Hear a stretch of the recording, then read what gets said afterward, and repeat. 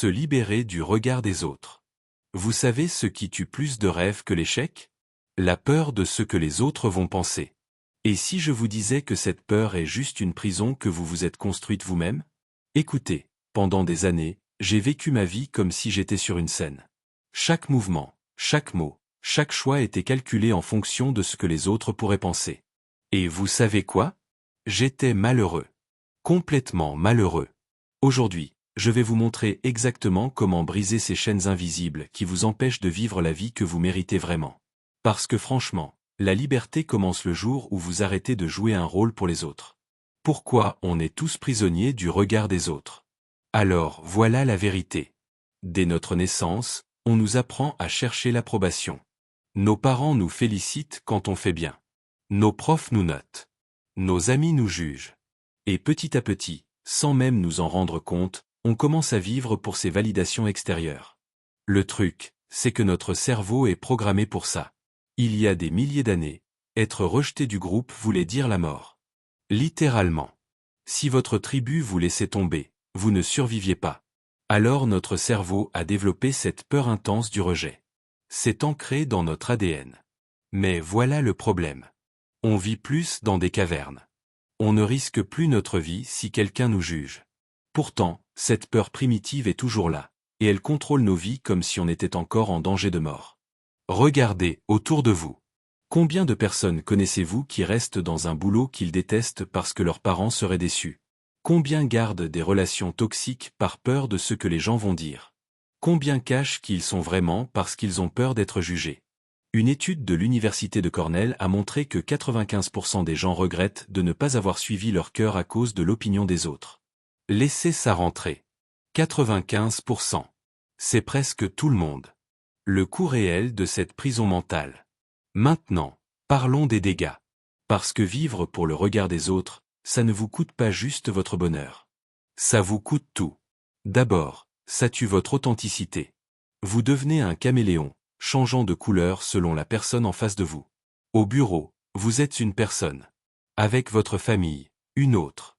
Avec vos amis, encore une autre. Et au final, vous ne savez même plus qui vous êtes vraiment. C'est épuisant de porter tous ces masques. Ensuite, ça paralyse vos décisions. Imaginez que vous voulez lancer votre entreprise. Mais qu'est-ce que vos amis vont penser? Et si vous échouez, qu'est-ce que les gens vont dire? Alors vous restez coincé dans votre zone de confort, regardant les années passées, rêvant d'une vie que vous n'osez pas créer. Et le pire? Ça détruit votre santé mentale. L'anxiété sociale, la dépression, le stress chronique. Des chercheurs de l'université de Stanford ont découvert que les personnes qui se soucient trop du jugement des autres ont 3 fois plus de risques de développer des troubles anxieux. Mais attendez. Voilà la partie la plus folle de tout ça. La vérité que personne ne vous dit. Vous êtes prêts pour ça? Les gens ne pensent pas autant à vous que vous le croyez. Vraiment. Il y a même un nom pour ça en psychologie, l'effet projecteur. Des chercheurs ont fait une expérience géniale. Ils ont demandé à des étudiants de porter un t-shirt embarrassant et de marcher dans une salle pleine de monde. Après, ils ont demandé aux étudiants combien de personnes, selon eux, avaient remarqué leur t-shirt. Ils ont dit environ 50%. La réalité? Seulement 23% l'avaient remarqué. On surestime tous combien les gens font attention à nous. Parce que devinez quoi? Ils sont trop occupés à s'inquiéter de ce que vous pensez d'eux. C'est un cercle vicieux où tout le monde a peur du jugement de tout le monde, alors qu'en réalité, personne ne fait vraiment attention. Et même les gens qui vous jugent. Laissez-moi vous poser cette question. Est-ce que leur opinion paie vos factures? Est-ce qu'elle vous rend heureux? Est-ce qu'elle vous aide à grandir? Non. Alors pourquoi lui donner autant de pouvoir? Votre cousin qui critique vos choix de vie vit encore chez ses parents à 35 ans. Votre ancienne collègue qui juge votre nouvelle coiffure est malheureuse dans son mariage. Ces gens projettent leur propre peur et insécurité sur vous. Leur jugement ne dit rien sur vous. Il dit tout sur eux. Comment vraiment se libérer? Bon, assez parlé du problème. Parlons solution. Comment on brise cette prison mentale? Premièrement, acceptez que vous ne pouvez pas plaire à tout le monde. C'est impossible. Même Jésus avait des haters. Même la pizza a des gens qui ne l'aiment pas.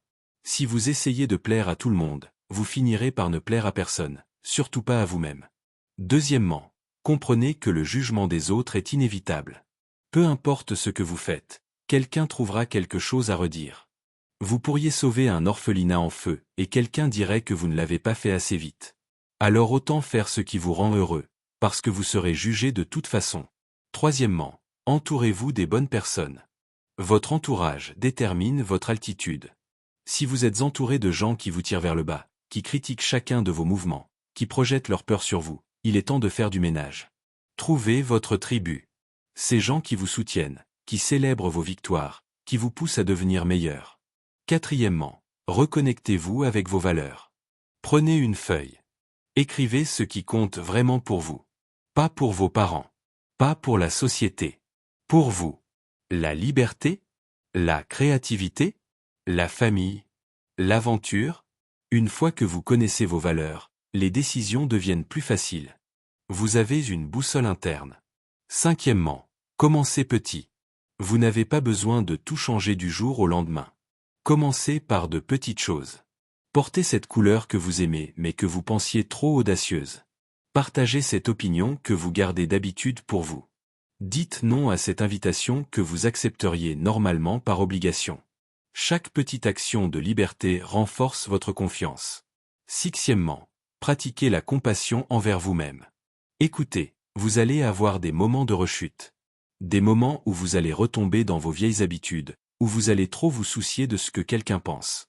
C'est normal. Soyez gentil avec vous-même. Le changement n'est pas linéaire. Le moment décisif.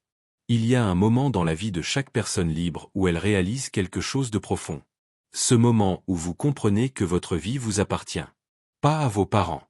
Pas à vos amis. Pas à la société. À vous. J'ai eu ce moment il y a 3 ans. J'étais dans un travail que je détestais, dans une relation qui ne me convenait pas, vivant dans une ville où je ne voulais pas être. Et pourquoi? Parce que c'était ce que tout le monde attendait de moi. Ma famille était fière. Mes amis trouvaient que j'avais réussi. Sur le papier, j'avais tout. Mais à l'intérieur, j'étais vide. Un jour, je me suis regardé dans le miroir et j'ai vu un étranger. Quelqu'un qui jouait un rôle depuis si longtemps qu'il avait oublié son vrai visage. Et j'ai pris la décision la plus effrayante et la plus libératrice de ma vie. J'ai choisi moi. J'ai démissionné. J'ai rompu. J'ai déménagé. Et vous savez ce qui s'est passé? Certaines personnes m'ont jugé. Certaines ont dit que je faisais une erreur. Certaines se sont éloignées. Et c'était le meilleur filtrage naturel que j'aurais pu avoir. Les gens qui sont restés étaient ceux qui m'aimaient pour qui j'étais vraiment, pas pour le rôle que je jouais. Votre vie, vos règles. Voilà ce que je veux que vous compreniez. Dans 10 ans, dans 20 ans, quand vous regarderez en arrière, vous ne regretterez pas les moments où vous avez été vous-même. Vous regretterez les moments où vous ne l'avez pas été. Les opportunités manquées. Les rêves abandonnés. Les mots non dits. La vie est trop courte pour la vivre selon le scénario de quelqu'un d'autre.